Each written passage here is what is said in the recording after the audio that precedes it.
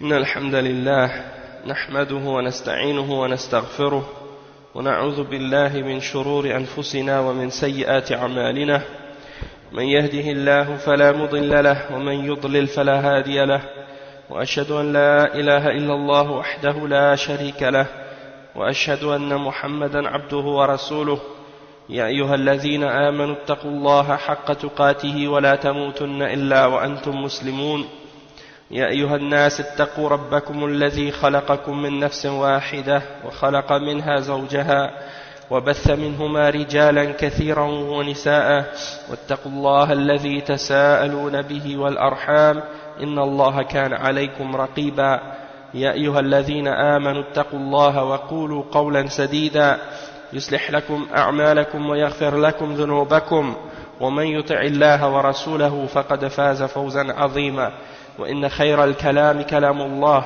وخير الهدي هدي محمد صلى الله عليه وسلم وإن شر الأمور محدثاتها وكل محدثة بدعة وكل بدعة ضلالة وكل ضلالة في النار أما بعد.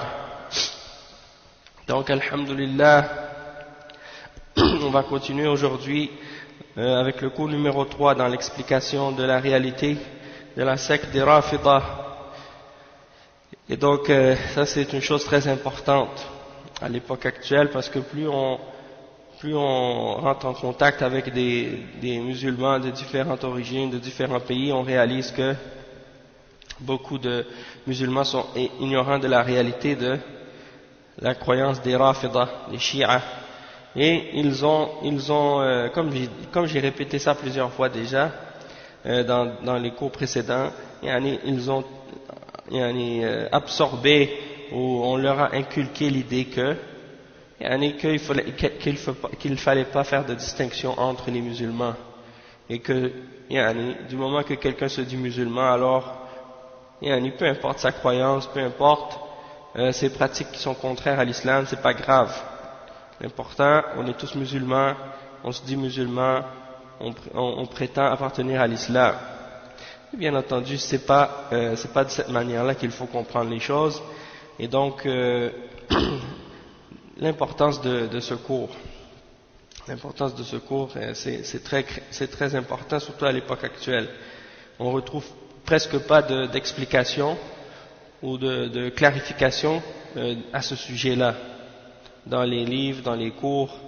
C'est très difficile à trouver pour quelqu'un qui n'a pas de connaissances. Et puis alhamdulillah, moi je me souviens quand j'étais au début de ma conversion à l'islam, alhamdulillah, je suis tombé sur des livres qui avaient été traduits en anglais sur le sujet, et puis ça m'avait beaucoup aidé, ça m'avait clarifié beaucoup de points. Et entre autres, parmi ces livres que j'avais lus, il y avait le livre du Cheikh Ihsan Ilahi Zahir qui s'appelle Ash-Shi'a wa Tashayyu' Firaqun wa Tarikh. C'est un livre qui parle des Shia et qui explique les différences entre eux, et qui explique également son historique, comment il a évolué, etc. Donc ça c'était un livre vraiment très très très approfondi sur la question, et ça m'avait vraiment aidé à comprendre la réalité en ce qui concerne Shia ou Tashayyu'. Bon, aujourd'hui, qu'est-ce qu'on va faire? On va lire la définition du terme Rafida, qu'est-ce que ça signifie. Mais juste avant de rentrer dans l'explication du Cheikh Ibrahim al-Ruhaili à ce sujet-là, j'aimerais juste clarifier un petit point qui va peut-être être intéressant et bénéfique pour chacun d'entre nous, Inch'Allah, par rapport à cette question-là. Comme le Cheikh il l'explique ici dans ce chapitre, il mentionne que les Shia, ils n'aiment pas se faire appeler Rafida.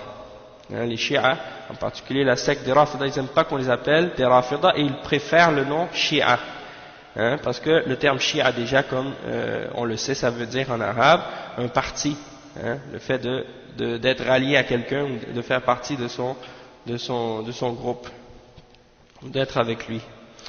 Donc c'est pas nécessairement quelque chose de négatif ou de mauvais. À l'époque où il y avait les conflits entre certains parmi les Sahaba, on disait par exemple Shi'atu Ali, et on disait Shi'atu Muawiyah, c'est-à-dire le parti de Ali et le parti de Muawiyah. Et ça n'avait aucune implication sur le plan doctrinal ou sur le plan de la croyance, c'est-à-dire que Shi'at Ali et Shi'at Muawiyah, ils avaient des divergences d'ijtihad, ils n'étaient pas d'accord entre eux sur des questions d'ijtihad par rapport à certaines questions, en particulier la question d'appliquer la peine sur les responsables de l'assassinat de Uthman ibn Affan radiyallahu anhu. Donc Muawiyah, qui était un des proches de Uthman ibn Affan radiyallahu anhu, lui il voulait que ces gens-là soient attrapés et qu'on les punisse tout de suite, tandis que Ali radiyallahu anhu il disait c'est mieux avant d'établir le khilafa et de choisir le khalifa et d'établir le pouvoir. Après on va les attraper, après on va les punir. Donc ça a créé des dissensions, puis ça a fait que chacun il y a eu des divergences là-dessus, puis chacun a fait son ijtihad selon ce qu'il croyait être le plus bénéfique pour les musulmans, puis est arrivé des conflits. Mais malgré ces conflits-là, il n'y avait aucune divergence entre les musulmans à cette époque-là ou à ce moment-là sur les questions de aqida, de croyance. C'est-à-dire que Shi'at Ali et Shi'at Muawiyah, les deux, ils étaient tous sur la aqida d'Ahl Sunnah wal Jama'a, ils étaient tous d'accord entre eux sur les questions de croyance et des fondements de la aqida de l'islam. Les divergences sont arrivées de la part de Abdullah ibn Saba, comme on l'a expliqué hier, ce juif qui s'est infiltré parmi les musulmans pour propager ses fausses croyances.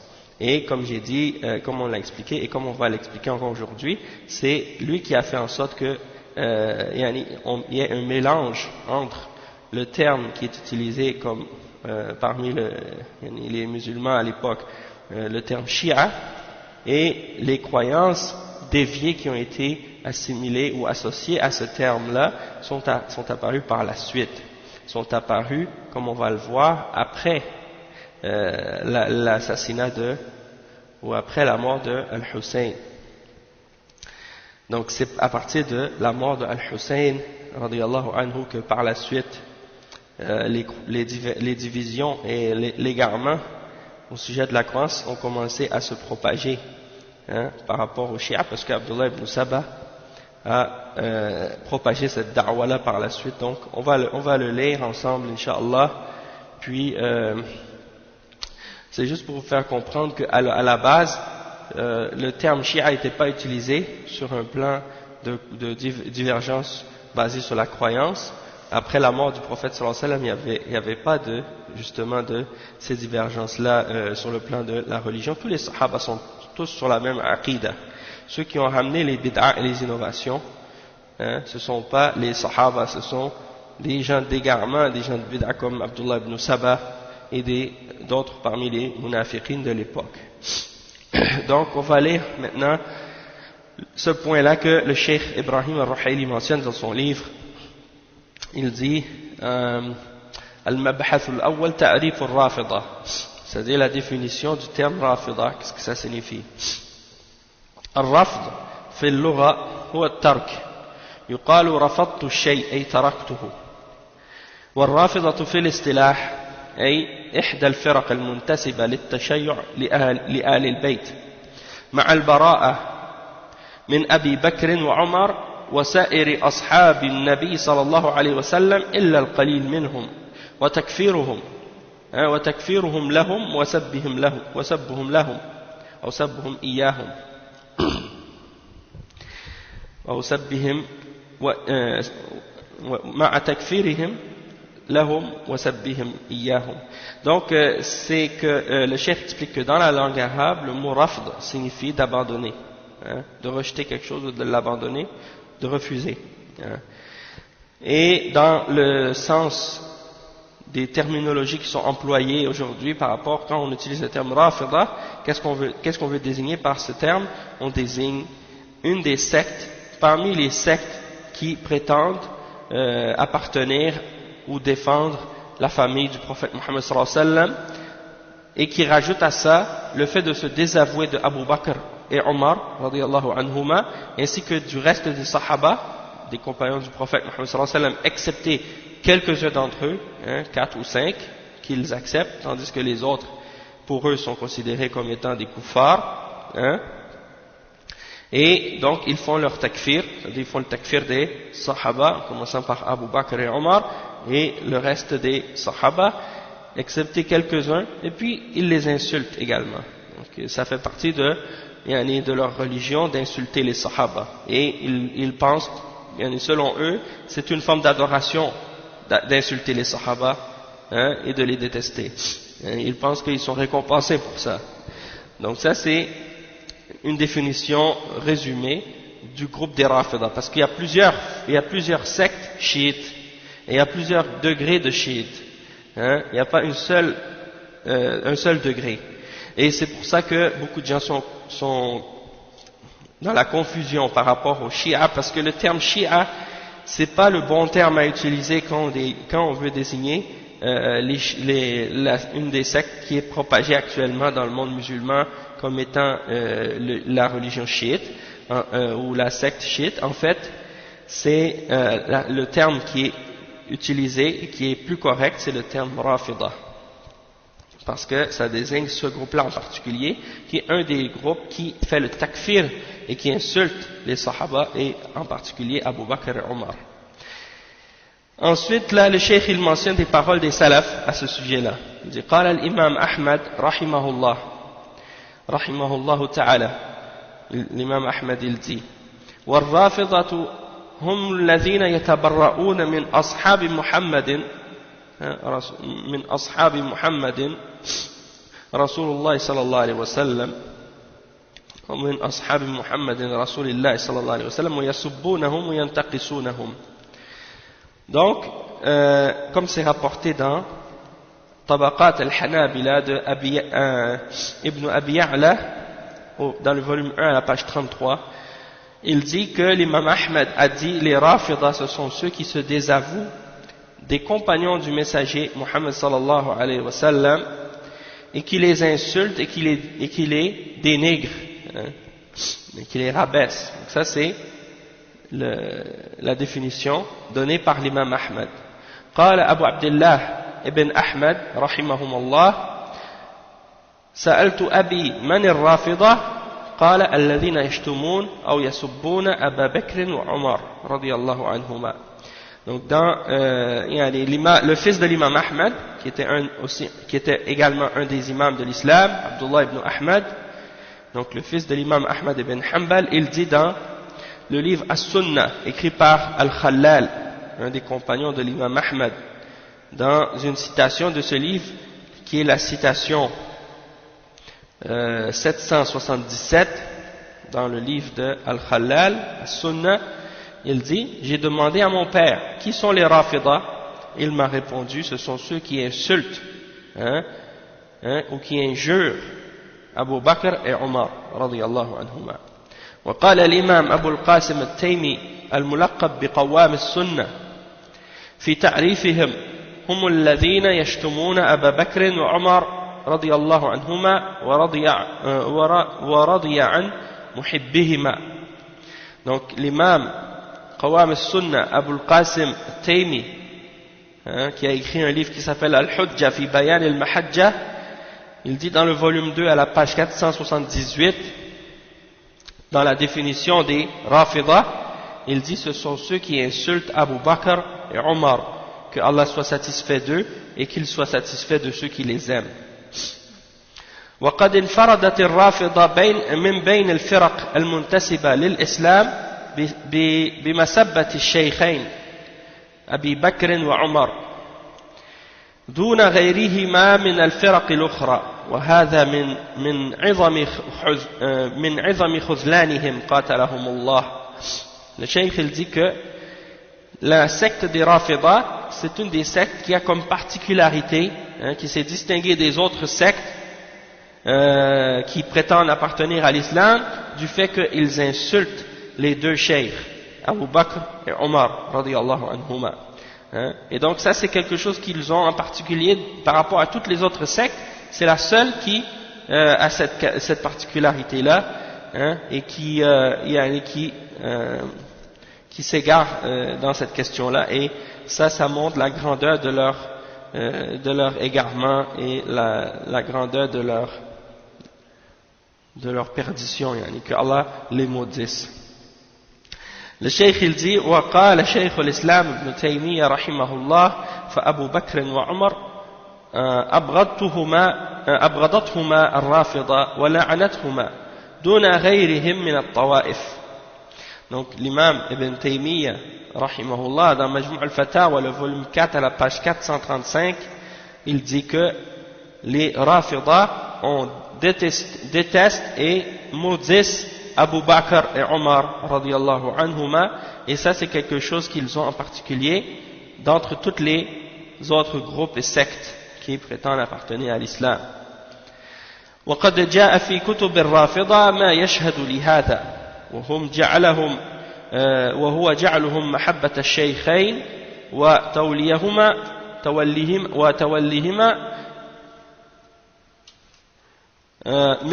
من عدمها هي الفارق بينهم وبين غيرهم ممن يطلقون عليهم النواصب. وقد روى الدرازي عن محمد بن علي بن موسى قال كتبت إلى علي بن محمد عليه السلام وهو أبو الحسن علي الهادي ابن محمد الجواد ابن علي الرضا ويعرف بالعسكري وهو أحد الأئمة الاثنى عشرية. نعم donc ils disent فقد روى الدرازي عن محمد ابن علي ابن موسى قال كتبت إلى علي ابن محمد عليه السلام عن الناصب هل يحتاج في امتحانه إلى أكثر من تقديمه الجبت والطاغوت واعتقاد أئمتهما فرجع الجواب من كان على هذا فهو ناصب. Donc le cheikh, qu'est-ce qu'il dit? Il dit, et ça a été rapporté même dans les livres des Rafidah, que eux-mêmes ils témoignent de ça, c'est-à-dire ils témoignent que le point qui distingue leur groupe de tous les autres, c'est le fait qu'ils considèrent que celui qui aime les deux cheikhs, c'est-à-dire Abu Bakr et Omar, et qui les supporte, qui les aime, ils considèrent que le fait de les aimer, de les supporter, c'est ça qui est la distinction, et c'est ça qui fait la séparation entre eux et leurs opposants. Okay? Et ils donnent à ceux qui aiment Abu Bakr et Omar et qui les supportent, ils leur donnent le nom de Nawasib, ils les appellent les Nawasib. Donc le terme Nawasib, c'est un terme qu'ils utilisent pour désigner toute personne qui s'oppose à Ahlul Bayt selon eux. Bien entendu, c'est pas qu'on s'oppose à Ahlul Bayt, mais c'est eux qui désignent les gens qui aiment Abu Bakr et Omar par ce terme-là pour les dénigrer. Donc pour eux, pour les Rafidah, depuis que quelqu'un aime Abu Bakr et Omar, pour lui c'est la preuve qu'il déteste Ahlul Bayt et qu'il n'aime pas la famille du prophète Muhammad sallallahu alayhi wa sallam. Donc ils ont inventé cette appellation-là pour les désigner. Bien entendu,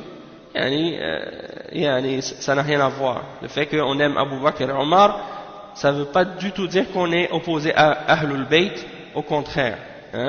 Même Abu Bakr et Omar eux-mêmes, ils aimaient Ahlul Bayt.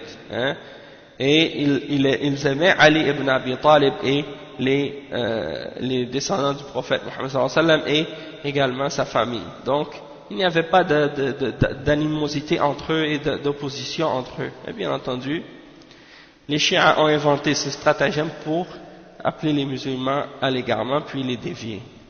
Donc le cheikh il cite justement les paroles dans leur livre. Qu'est-ce qui est mentionné à ce sujet-là? C'est dans un livre qui s'appelle Al-Mahasin al-Nafasiyya Al-Mahasin al-Nafsaniyya, écrit par Ad-Darazi. Donc il a rapporté Ad-Darazi, selon Muhammad ibn Ali ibn Musa, il a dit: j'ai écrit une lettre à Ali ibn Muhammad alayhi salam, ils disent alayhi salam pour lui. Ali ibn Muhammad, c'est un de leurs 12 imams. Il l'appelle Al-Askari. Son nom c'est Abu al-Hassan Ali al-Hadi ibn Muhammad al-Jawad ibn Ali al-Rida. C'est un de leurs 12 imams.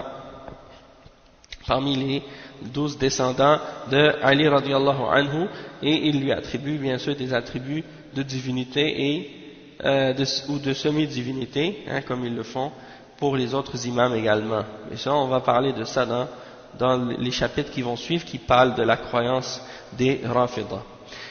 Donc, il a écrit une lettre à Ali ibn Muhammad, al-Askari, au sujet qui est un Nasib, qui fait partie des Nawasib, de ceux qui opposent Ahlul Bayt ou qui n'aiment pas Ahlul Bayt. Et il a posé la question, est-ce que pour tester un individu à ce sujet-là, est-ce que on a d'autres choses à le questionner, ou est-ce que on doit se baser sur plus que sur le fait qu'ils font précéder Al-Jibt wa Taghut et qu'ils croient que ce sont eux les deux imams, c'est-à-dire qu'ils les font précéder dans Al-Imama, c'est-à-dire qu'ils considèrent que c'est eux les deux premiers khalifas. Donc, il a répondu en disant que celui qui croit en ça, c'est-à-dire il fait précéder Abu Bakr et Omar, et qui croit que ce sont les deux premiers khalifas, alors il est Nasib, c'est-à-dire il est parmi les gens qui détestent Ahlul Bayt et qui s'opposent à Ahlul Bayt. Donc ça c'est leur définition. Et il faut noter aussi que dans cette question, il y a le terme qui est utilisé pour désigner les deux cheikhs, c'est-à-dire les deux premiers khalifas, Abu Bakr et Omar radiyallahu anhuma. Il y a les deux termes qui sont utilisés, Al-Jibt wa Taghut. Ils utilisent ces termes-là pour désigner Abu Bakr et Omar. Donc ils appellent Abu Bakr Al-Jibt et Omar Al-Taghut. Allah al-Musta'an. Donc ça c'est, comme c'est mentionné dans leur livre de tafsir, dans le tafsir de Al-Ayashi, dans le volume 1 à la page 246, quand ça c'est un de leurs tafsirs les plus importants, le tafsir de Al-Ayashi, dans le volume 1 à la page 246, au verset 51 dans Surat An-Nisa,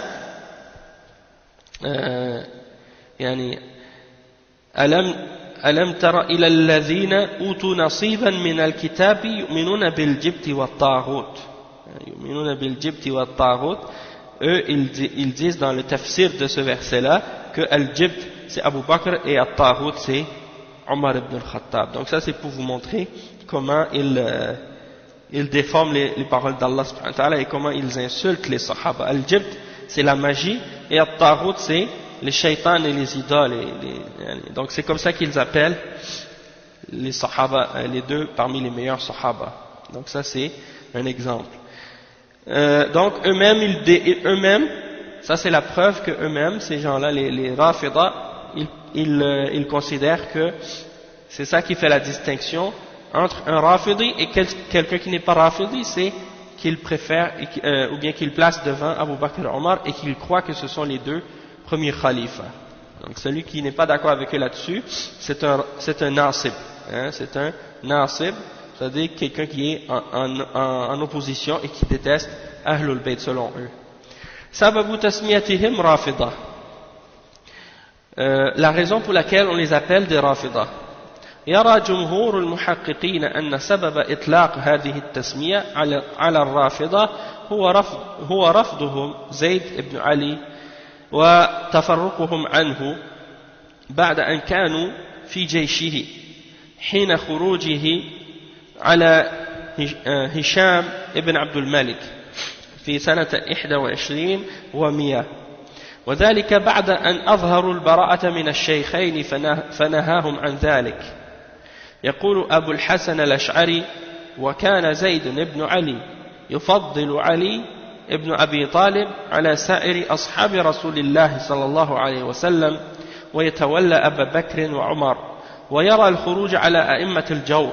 فلما ظهر في الكوفة في أصحابه الذين بايعوه سمع من بعضهم الطعن على أبي بكر وعمر فأنكر ذلك على من سمعه منه فتفرق عنه الذين بايعوه فقال لهم رفضتموني فيقال إنهم سموا رافضة لقول زيد لهم رفضتموني ولهذا وبهذا القول قال قوام السنة والرازي والشهرستاني وشيخ الإسلام ابن تيمية. Le Cheikh il dit la raison pour laquelle on les appelle des Rafida, la majorité des vérificateurs à ce sujet-là, parmi les savants, ils disent que la raison pour laquelle on les appelle Rafida, c'est le fait qu'ils ont refusé Zayd ibn Ali et qu'ils se sont séparés de lui après avoir été dans son armée lorsque Zayd ibn Ali a pris les armes contre Hisham ibn Abdul Malik en l'an 121, c'est-à-dire après que un groupe de son armée a commencé à se désavouer des deux cheikhs, c'est-à-dire Abu Bakr et Omar. Donc Zayd ibn Ali leur a interdit de dire ça. Zayd Abidin, comme on l'appelle, il les a interdit de les insulter et de se désavouer d'eux. Et à cause de ça, ils ont quitté son armée et ils se sont séparés de lui. Et comme le Cheikh il le mentionne par la suite dans la citation de Abu al-Hasan al-Ash'ari, il dit ils se sont désavoués de Zayd ibn Ali et Zayd ibn Ali leur a dit vous m'avez refusé, Rafadtumuni. C'est à cause de ça qu'on les a appelés Rafida, comme Abu al-Hasan al-Ash'ari le dit. Il mentionne les paroles de Abu al-Hasan al-Ash'ari dans son livre Maqalat al-Islamiyyin, le volume 1 à la page 137. Abu al-Hasan il dit et que Zayd ibn Ali il préférait Ali ibn Abi Talib. Donc ça déjà c'est une bid'a de préférer Ali, mais c'est pas encore l'extrême parmi les extrémistes des Shia. Ça c'est une secte parmi les secte des Shia qu'on appelle les Zaydiyya, qui suivent Zayd justement, qui suivent celui-là, Zayd ibn Ali. Eux, ils préfèrent Ali ibn Abi Talib au-dessus de tous les autres Sahaba. Ils préfèrent Ali ibn Abi Talib au-dessus de tous les autres Sahaba et malgré tout, ils défendent Abu Bakr et Omar. Ils sont d'accord avec Abu Bakr et Omar, ils les insultent pas. Toutefois, ils voient également parmi les innovations qu'ils ont, c'est qu'ils considèrent que c'est permis de prendre les armes contre les dirigeants injustes. Donc, qu'est-ce qui est arrivé, c'est que il y a un groupe parmi les Shia qui avait donné une bay'a à Zayd ibn Ali. Et ils sont partis pour combattre avec lui dans son armée. Puis, il a entendu un groupe parmi son armée qui insultait Abu Bakr et Omar, radiyallahu anhuma. Alors, il les a réprimandés, il les a condamnés d'avoir insulté de cette manière.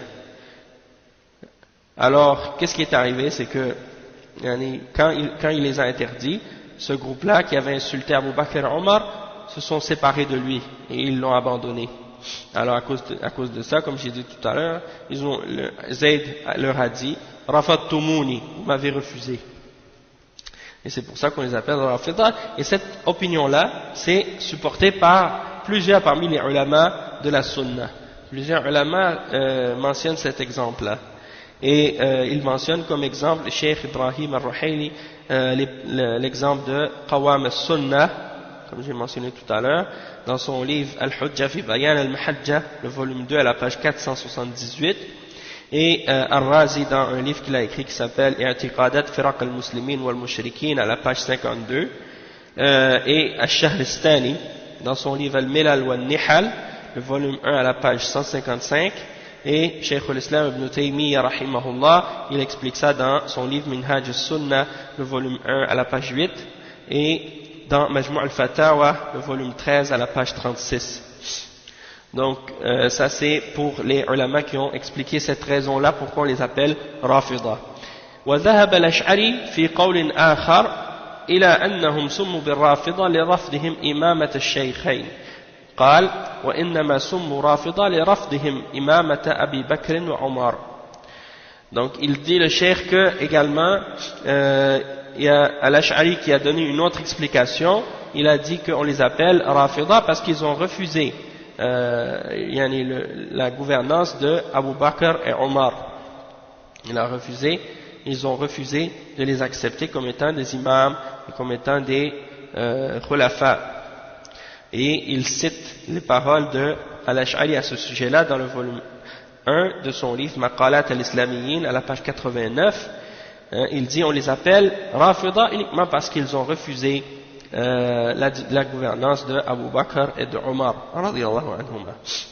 والرافضة اليوم يبغضون يغضبون من هذه التسمية ولا يرضونها ويرون أنها من الألقاب التي ألصقها بهم مخالفوهم. يقول محسن الأمين الرافضة لقب ينبذ به من يقدم عليا رضي الله عنه في الخلافة. نعم الرافضة لقب ينبذ به من يقدم عليا في الخلافة وأكثر ما يستعمل للتشفي والانتقام.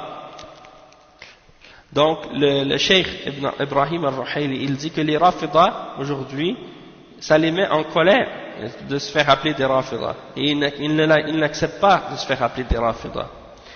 Ils considèrent que ça fait partie des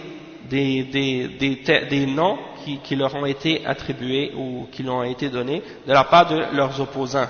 Et donc ils refusent de se faire appeler des Rafida, ils n'aiment pas ça, ils n'aiment pas cette appellation-là, et ils disent que ça fait partie des étiquettes ou des sobriquets qu'on leur a donnés. Et un exemple de ça, c'est un des Shia lui-même, Mohsin al-Amin, dans un livre qu'il a écrit, A'yan al-Shia, dans le volume 1, la page 20, il dit, le terme Rafida, c'est un sobriquet par lequel les gens qui les opposants ont donné cette appellation-là à ceux qui font précéder Ali dans le khilafa, qui font précéder Ali radiyallahu anhu dans le khilafa, et il dit la plupart de ceux qui l'utilisent, ils l'utilisent pour se venger, comme par vengeance. Donc ça c'est leur explication à ce sujet-là, et donc c'est la preuve qu'ils n'aiment pas se faire appeler par ce nom-là. وَلِهَذَا يَتَسَمَّوْنَ الْيَوْمَ بِالشِّيعَةِ وقد اشتهروا بهذه التسمية عند العامة وقد تأثر بذلك بعض الكتاب والمثقفين فنجدهم يطلقون عليهم هذه التسمية وفي الحقيقة أن الشيعة مصطلح عام يشمل كل من شايع عليا رضي الله عنه. Le cheikh explique, il dit que les Shi'a d'aujourd'hui, le nom par lequel ils se font connaître et qui est connu aujourd'hui, c'est le terme Shi'a. Les Rafida aujourd'hui se font appeler par le terme Shia, et c'est par ce nom-là qu'ils sont connus aujourd'hui par le commun des musulmans. Et il dit que il y a beaucoup d'écrivains actuellement et d'intellectuels et d'écrivains qui ont été influencés justement par cette appellation-là, et on remarque que dans leurs écrits ils utilisent le terme Shia et ils n'utilisent pas le terme Rafida. Et le cheikh il dit qu'en réalité le terme Shia c'est une terminologie qui est très vague, qui est très vague et qui englobe beaucoup de catégories différentes de sectes parmi les Shia, et qui englobe même parfois des groupes parmi les gens qui faisaient partie de Ahl Sunnah, comme ceux qui étaient dans le parti de Ali à l'époque de Ali radiyallahu anhu, qu'on appelait le Shia de Ali. À cette époque-là, c'était tous ceux qui étaient avec Ali dans son armée, on les appelait le Shia de Ali. Mais à cette époque-là, c'était pas une secte encore. C'est-à-dire qu'il n'y avait pas de divergence entre eux et les autres musulmans. Tous les Sahaba étaient sur la même aqida. Et donc, si tu utilises le terme Shia, ça peut vouloir désigner ceux-là, comme ça peut vouloir désigner les Rafida ou les autres groupes de Shia qui sont plus égarés encore même que les Rafida, comme les Ismaélites et les Batiniya. Et eux, c'est pour ça qu'ils aiment le terme Shia et qu'ils aiment qu'on les appelle Shia, parce que ça englobe beaucoup de choses, certaines qui peuvent être bonnes et d'autres qui peuvent être mauvaises, et donc ils utilisent cette ambiguïté-là justement pour semer le doute et la confusion dans les musulmans parmi les musulmans d'Ahl Sunnah. Donc ils aiment l'utilisation du terme Shia, tandis que le terme Rafida il est clair. Le terme Rafida, on parle d'une secte bien spécifique parmi les sectes des Shia, qui est une secte d'égarés parmi les gens qui ont insulté les Sahaba et qui les ont déclarés kuffar et qui ont beaucoup d'autres égarements également. Donc, il faut les désigner par le terme Rafida et non pas par le terme Shia. Parce que le terme Shia, il est trop vague. Il n'est pas assez spécifique, il n'est pas assez précis. Le Cheikh il dit وَقَدْ ذَكَرَ أَصْحَابُ الْفِرَقِ وَالْمَقَالَاتِ أَنَّهُمْ ثَلَاثَةُ أَصْنَافٍ غالية وهم الذين غلوا في علي رضي الله عنه ولربما ادعوا فيه الألوهية أو النبوة ورافضة وهم الذين يدعون النص على استخلاف علي ويتبرؤون من الخلفاء قبله وعامة الصحابة وزيدية وهم أتباع زيد بن علي الذين كانوا يفضلون عليا على سائر الصحابة ويتولون أبا بكر وعمر. فإطلاق الشيعة على الرافضة من غير تقييد لهذا المصطلح غير صحيح، لأن هذا المصطلح يدخل فيه الزيدية وهم دونهم في المخالفة وأقرب إلى الحق منهم، بل إن تسميتهم بالشيعة يوهم التباسهم بالشيعة القدماء الذين كانوا في عهد علي رضي الله عنه ومن بعدهم، فإن هؤلاء مجمعون على تفضيل الشيخين على علي رضي الله عنه، وإنما كانوا يرون تفضيل علي على عثمان، وهؤلاء وإن كانوا مخطئين في ذلك إلا أن فيهم كثيرا من أهل العلم ومن هو منسوب إلى الخير والفضل. Donc le cheikh explique, il dit que les ulama, les ulama parmi ceux qui sont spécialisés dans les différentes sectes et dans les positions des différentes sectes, ils ont mentionné que les Shia sont de trois grandes catégories. Il y a les trois catégories, les trois catégories qui composent les différentes sectes les différentes sectes des Shia. Il y a trois grands groupes trois catégories dans lesquelles on peut les classer. Il y a les Ghaliya, c'est-à-dire les sectes des Shia qui sont extrémistes, et ce sont ceux qui exagèrent au sujet d'Ali radiallahu anhu, et ils vont même parfois jusqu'à prétendre qu'ils possèdent la divinité ou bien la prophétie. Donc ça, parmi eux, ce sont les Shia qui sont extrémistes, donc on appelle les Al-Ghaliya. Il y a une autre catégorie de Shia, les Ghaliya, les extrémistes, on peut les classer par exemple, on peut mentionner comme par exemple les Shia, comme par exemple les Ismaélites, ou les Batiniya, ou les Qaramita. Ça c'est des Shia extrémistes, parce qu'ils prétendent que Ali est Dieu, qu'il a une part dans la divinité, ou des choses de ce genre. Donc ça c'est les sectes des Shia qu'on appelle Al-Ghaliya, ceux qui sont extrémistes.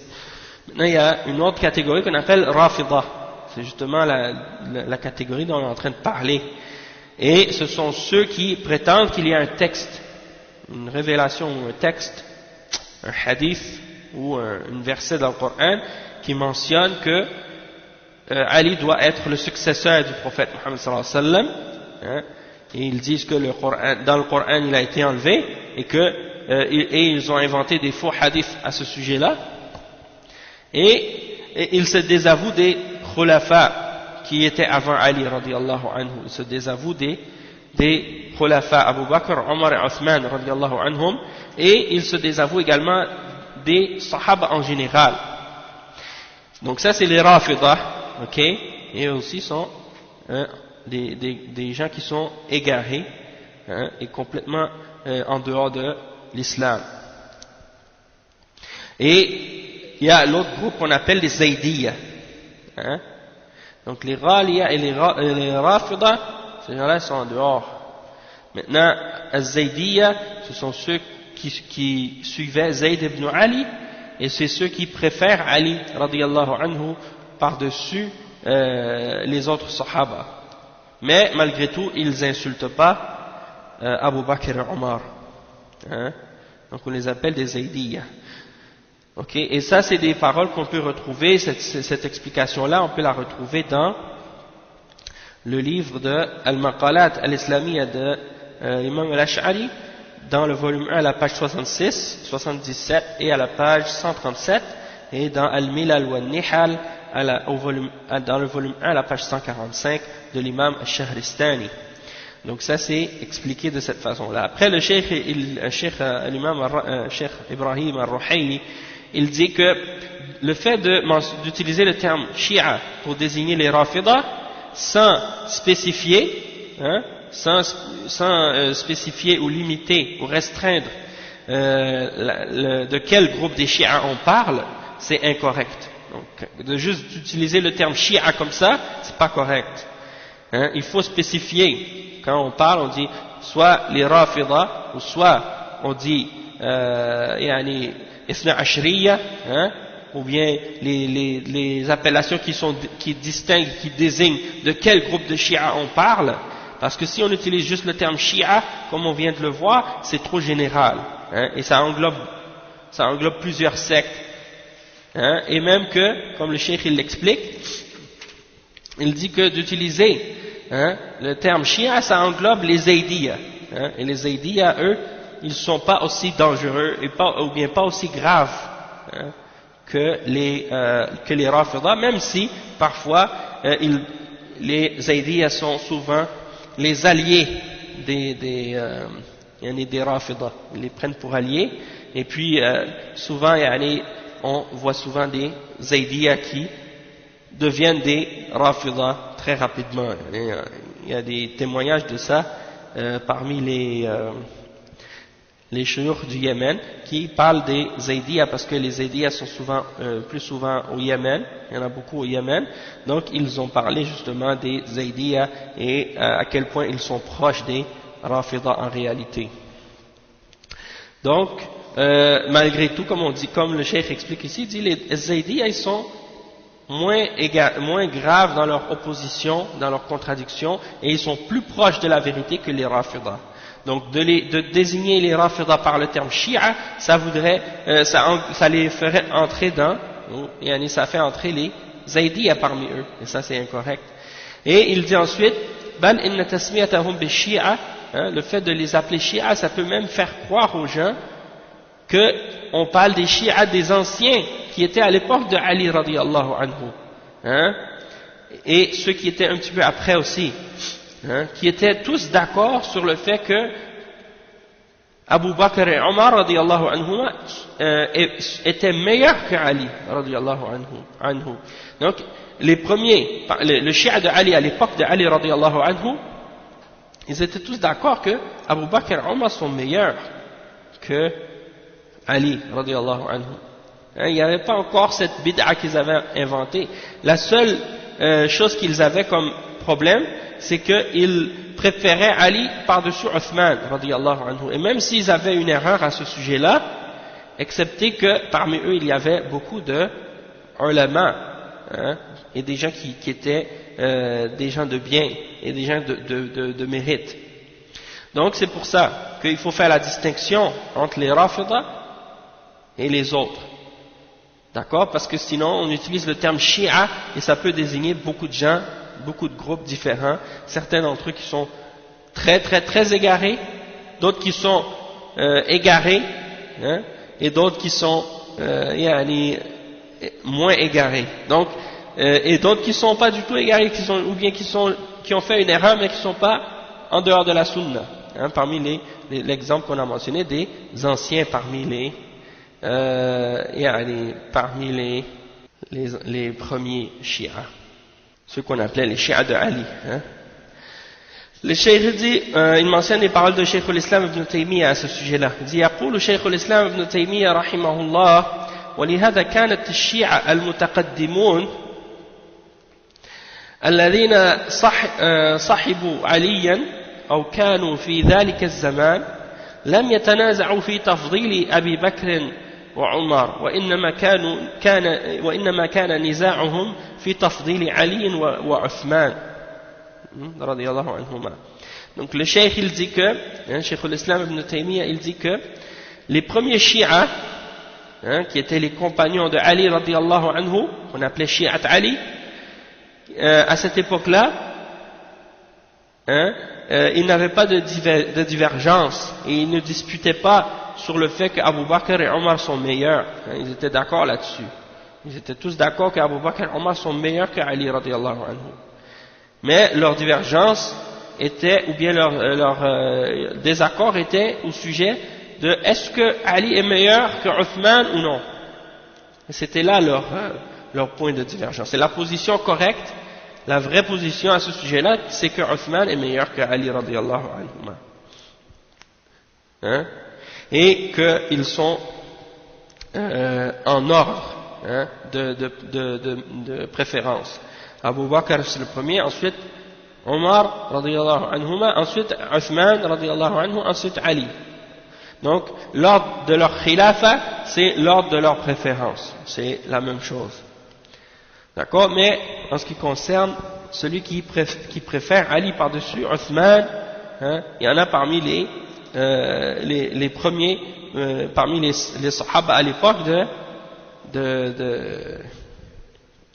à l'époque de Ali radiallahu anhu qui avait cette position-là, et ça reste quand même que ce sont des musulmans sur la sunna, ce sont des sahaba.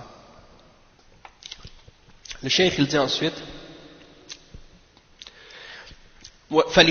لهذا فإن تسمية الرافضة بالشيعة من الأخطاء البينة الواضحة التي وقع فيها بعض المعاصرين تقليدا للرافضة في سعيهم للتخلص من هذا الاسم. لما رأوا من كثرة ذم السلف لهم ومقتهم إياهم فأرادوا التخلص من ذلك الاسم تمويها وتدليسا على من لا يعرفهم بالانتساب إلى الشيعة على وجه العموم، فكان من آثار ذلك ما وقع فيه بعض الطلبة المبتدئين ممن لم يعرفوا حقيقة هذه المصطلحات من الخلط الكبير بين أحكام الرافضة وأحكام الشيعة، لما تقرر عندهم إطلاق مصطلح التشيع على الرافضة فظنوا أن ما ورد في كلام أهل العلم المتقدمين في حق الشيعة يتنزل على الرافضة، وفي حين أن أهل العلم يفرقون بينهما في كافة أحكامهم. Le cheikh il dit que ça fait partie, le fait d'appeler les Rafidah, d'utiliser le terme Shia pour désigner les Rafidah, ça c'est une des graves erreurs, des erreurs qui sont claires et apparentes. C'est des graves erreurs. Et beaucoup de contemporains sont tombés dans cette erreur-là parmi les gens qui ont suivi aveuglément les Rafidah, parce que les Rafidah ils font beaucoup d'efforts, ils font beaucoup d'efforts pour essayer de se débarrasser de ce nom-là. Ils veulent se débarrasser du terme Rafidah. Pourquoi? Parce qu'ils ont vu que les salafs ont fait beaucoup de critiques, ils ont fait beaucoup de blâme et de condamnation des Rafidah. Et les termes qu'ils utilisent dans les livres, les salafs, les termes qu'ils utilisent dans les livres de Aqidah, quand ils parlent de ce groupe-là, ils les mentionnent en disant les Rafidah. Et ils montrent leur haine pour eux. Et donc, les Rafidah ont voulu se débarrasser de ce nom-là, justement pour tromper les gens, et pour les confondre, pour les mettre dans la confusion, pour que on pense que les attaques, les critiques que les ulama d'Ahl Sunnah ont fait contre les Rafidah ne s'appliquent pas à eux, et que eux ils sont pas Rafidah, d'accord, que c'était un autre groupe peut-être, que c'était pas eux.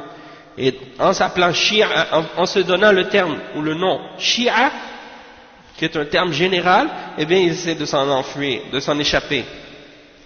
Et le résultat de ça, les effets de ça, ça a été que certains étudiants, parmi les débutants en sciences islamiques aujourd'hui, qui n'ont pas connu la réalité de ces terminologies-là, ont fait un grand mélange, en mélangeant les règles qui s'appliquent aux Rafida avec les règles qui s'appliquent aux Shia. Hein?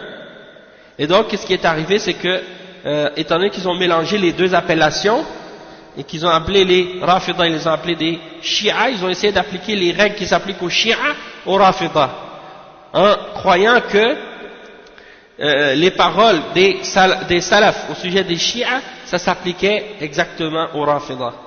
Alors que les ulama font la distinction, hein, dans la plupart des règles entre les Rafida et les Shia. Il y a une différence entre les deux. Le cheikh il mentionne des exemples à ce sujet-là. يقول الإمام الذهبي في ترجمة أبان بن تغلب أن بعد أن ذكر توثيق الأئمة له مع أنه شيعي فلقائل أن يقول كيف ساغ توثيق مبتدع ah oui, la citation que j'ai mentionnée tout à l'heure de Ibn Taymiyyah, qui fait la distinction entre les anciens, les premiers de Shi'at Ali et les Rafida, ça c'est dans Minhaj al-Sunnah, le volume 1, à la page 13. Je voulais juste mentionner ça avant, parce que je ne l'avais pas dit. Donc, le cheikh dit بعد أن ذكر توثيق الأئمة له à propos d'Aban ibn Taghlab, il dit أنه مع أنه شيعي فللقائل أن يقول كيف ساغ توثيق مبتدع وحد الثقة العدالة وحد الثقة العدالة والإتقان فكيف يكون عدلا من هو صاحب بدعة وجوابه أن البدعة على ضربين فبدعة صغرى كغلو التشيع أو كالتشيع بلا غلو ولا تحرف فهذا كثير في التابعين وتابعيهم مع الدين والورع والصدق فلو رد حديث هؤلاء لذهب جملة من الآثار النبوية وهذه مفسدة بينة ثم بدعة كبرى كالرفض الكامل والغلو فيه والحط على أبي بكر وعمر رضي الله عنهما والدعاء إلى ذلك فهذا النوع لا يحتج به ولا كرامة إلى أن قال فالشيعي الغالي في زمان السلف وعرفهم هو من تكلم في عثمان والزبير وطلحة ومعاوية وطائفة ممن حارب عليا رضي الله عنه وتعرض لسبهم والغالي في زمننا وعرفنا هو الذي يكفر هؤلاء السادة ويتبرأ من الشيخين أيضا فهذا ضال مفتر ولم يكن أبان بن تغلب يعرض للشيخين أصلا بل قد يعتقد عليا أفضل منهما. Donc le cheikh explique, il dit que l'exemple du fait qu'on fait une distinction entre les chiites, les premiers, et les chiites qui sont venus par la suite, et qu'il faut distinguer entre qu'est-ce qui s'applique à ceux-là et au Rafida, il faut faire une distinction entre les deux dans les règles qu'on applique, c'est dans la parole de l'imam al-Dhahabi, qu'on le voit dans Mizan al-I'tidal, le volume 1 à la page 5 et 6. Il a donné dans la biographie de Aban ibn Taghlab, il a mentionné qu'il était thiqa, que les imams ont mentionné que c'est quelqu'un de fiable, malgré que c'est un chi'i. Alors, il pose la question, il dit, comment quelqu'un pourrait poser la question, il dit, comment on peut dire que quelqu'un est fiable, alors que c'est un mubtadi', et le décrire en disant que il a la fiabilité et la justice et l'honnêteté et la maîtrise. Alors, comment on peut dire qu'un innovateur, un mubtadi', est une personne honnête et juste? Et la réponse, c'est que la bid'a, il dit la bid'a est de deux catégories. Une bid'a qui est petite, comme le rouleau, l'exagération dans le fait d'être dans le parti, de Ali, hein, l'exagération à propos de Ali, des choses comme ça dans le fait d'être dans son parti, ou bien une forme de tashayyu', le fait de s'appartenir à ce Shia, hein, au Shia, mais sans exagération et sans déformation. Il dit, et c'est pour ça que beaucoup parmi les tabi'in et les élèves des tabi'in, ils avaient de la foi, de la pratique religieuse, de l'honnêteté. Et si on rejetait les hadiths de ceux-là, beaucoup des paroles du prophète sallallahu alayhi wa sallam partiraient. Et il y a un mal là-dedans qui est clair. Hein, c'est un grand mal qui est là-dedans, et ça c'est clair parce qu'on perdrait beaucoup des paroles du prophète sallallahu alayhi wa sallam. Et il y a également une autre bid'a qui est grande. Il y a la petite bid'a et il y a la bid'a qui est plus grande, c'est la bid'a des rafd, hein, le rafd total, c'est-à-dire le rejet total, hein, c'est l'exagération, le fait de rabaisser Abu Bakr et Omar, de les insulter et d'appeler à ça. Ça c'est une bid'a qui est grande, hein, et qui est plus grave que la première qu'on a mentionnée, et ceux-là on ne peut pas du tout les mentionner et se référer à eux, et on n'a aucun respect, aucun honneur pour eux, ces gens-là, jusqu'à ce qu'il mentionne par la suite. Ensuite il dit, et le Shia qui était extrême à l'époque des salafs, c'est pas le même que l'extrême à l'époque de ceux qui viennent à notre époque à nous. L'imam al-Dhahabi, il dit, les Shia à l'époque des salafs, c'est pas l'extrémiste parmi les Shia, ou celui qui exagère parmi les Shia. À l'époque des salafs, c'est pas la même chose que les gens qui exagèrent parmi les Shia à notre époque à nous. Et il explique la différence entre les deux. Il dit, dans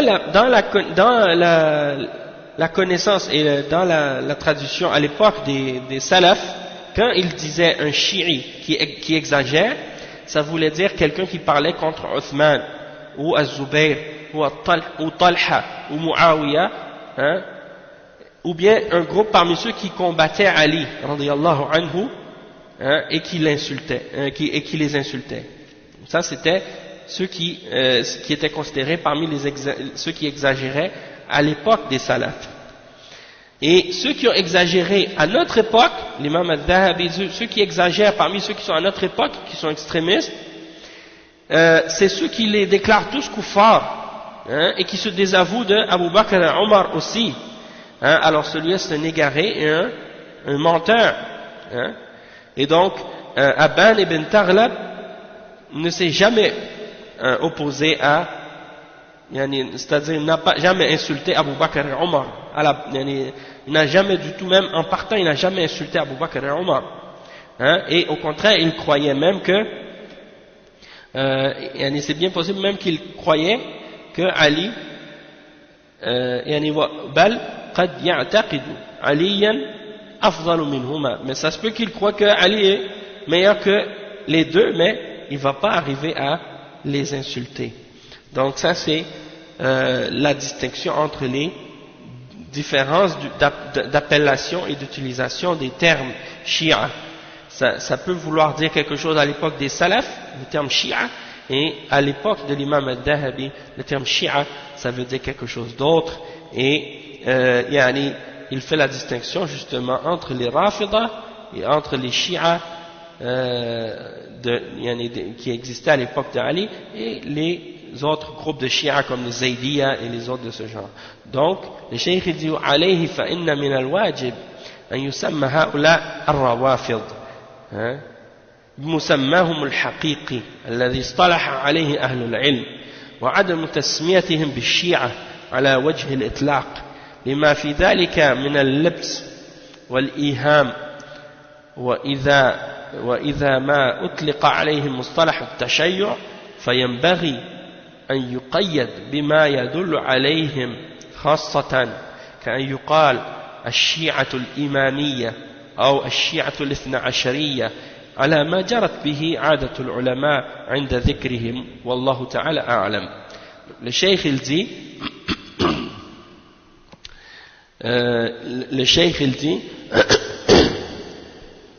qu'est-ce qui est obligatoire pour nous, c'est de les appeler par leur nom et de les désigner par leur appellation réelle. les Rafida ou les Rawafid au pluriel. Hein? Ça c'est leur nom qu'on doit utiliser. Et c'est les terminologies que les savants de l'islam ont utilisées pour les désigner. Ils ne les ont pas appelés des Shia de cette façon-là, de cette façon vague, hein, et globale, générale, non. Ils les ont désignés de façon spécifique comme étant des Rafida.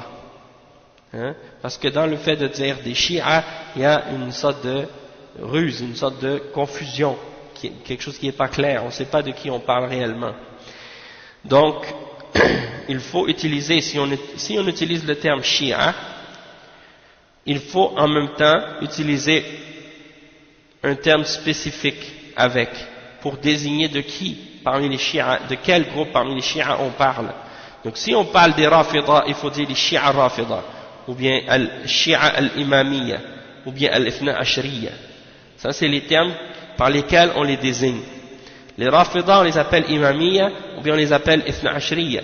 Donc si tu parles des Shia, tu dis Shia Imamiyya, ou bien Shia Rafidiyya, hein, ou bien Shia Ithna Ashriyya, là on sait de quel groupe parmi les Shia tu parles.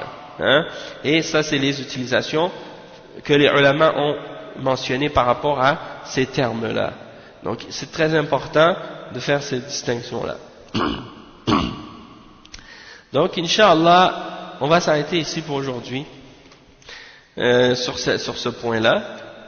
Et puis on continuera Inch'Allah dans le cours prochain avec le développement de la secte des Shia, comment ils se sont développés et comment ils sont apparus, comment ils sont développés, à quelle époque et qu'est-ce qui est arrivé à ce moment-là. Donc ça c'est très important de le comprendre également, parce qu'il y a beaucoup de mélange dans la tête des musulmans.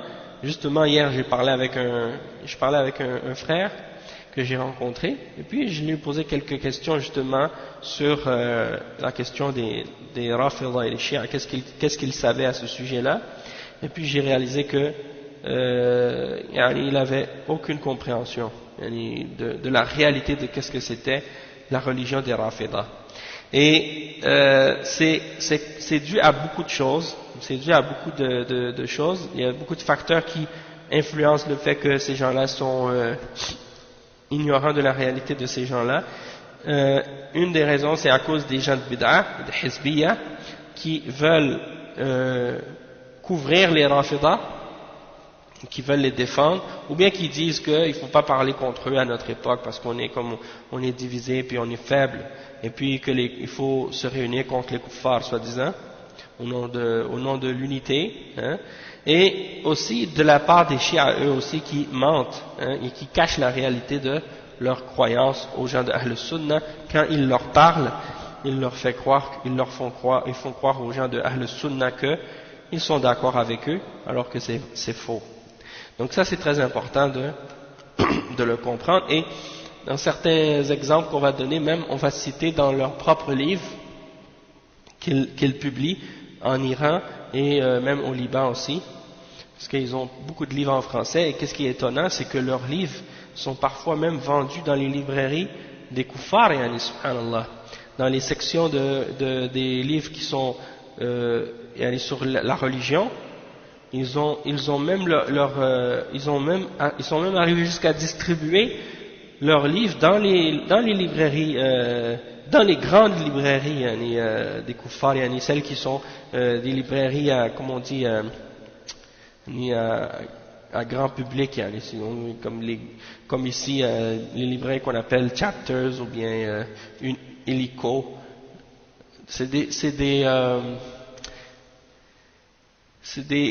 Indigo, pardon.